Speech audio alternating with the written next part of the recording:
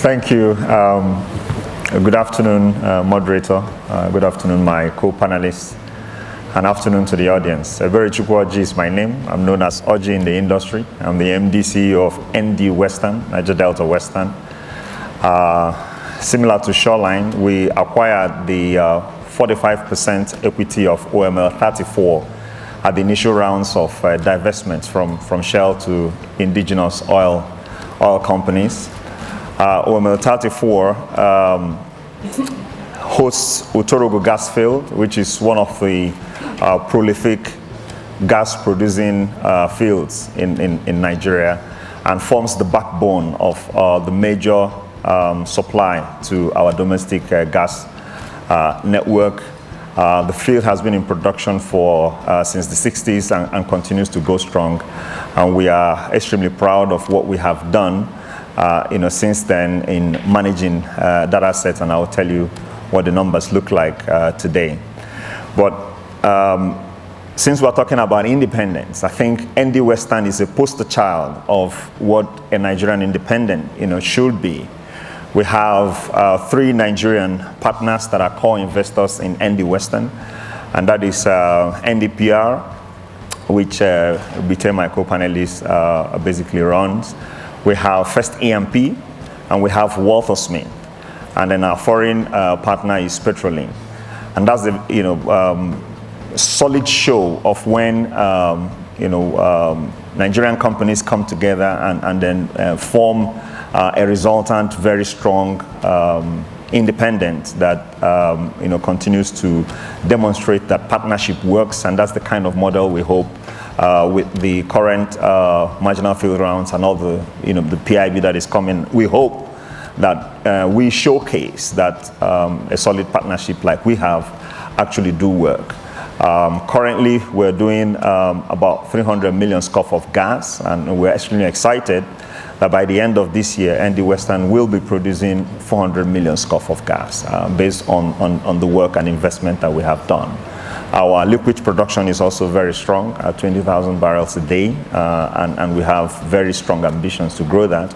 And in the course of this panel discussion, we'll speak a little bit more about those opportunities and what it represents.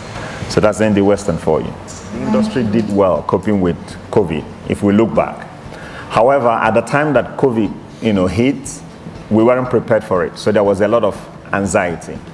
If we will feed forward some of the lessons we should learn, is that there should have been better collaboration, especially among the independents that have their facilities co-located. Ourselves, Seplat, FHN, OML, Shoreline, as the case may be. But for us in ND Western, we took some very conscientious measures, which I think served us very well. One of the things that we did was to operate in some sort of continuous crisis mode. And what that meant was that folks are working from home, but we got in touch every day. Yeah? And not just to talk about the business, but to deal with the anxieties that people were feeling having to work in that mode. And it was a frank conversation every day, trying to touch on what was going on in the hearts and in the minds of the people. From the concept and the theory that if you take care of your people, they will take care of business. So we invested quite significant amount of time just speaking to people up until the point that we realized that we needed to put in place an employee assistance program where we have consultants speak to folks who may need counseling as people were dealing with a lot of issues. Because, and I'll give you the statistics. In 8 months of COVID, staff reported loss of dependents, spouses, parents, relatives, more than we had in the last 8 years. So you can imagine that folks had to face that kind of pressure, and you didn't want to take that for granted. So it couldn't have been business as usual, and we had to do everything to make sure that you show that you care. And as you say, people don't care what you know until they know that you actually do care. And we had to bring out massively from a corporate point of view, leadership point of view, that face to show folks that we care. Field staff for the same, we had to turn them from working 14-14 to working 28-28. I have worked 28 myself offshore, and I know it is mentally tasking and draining.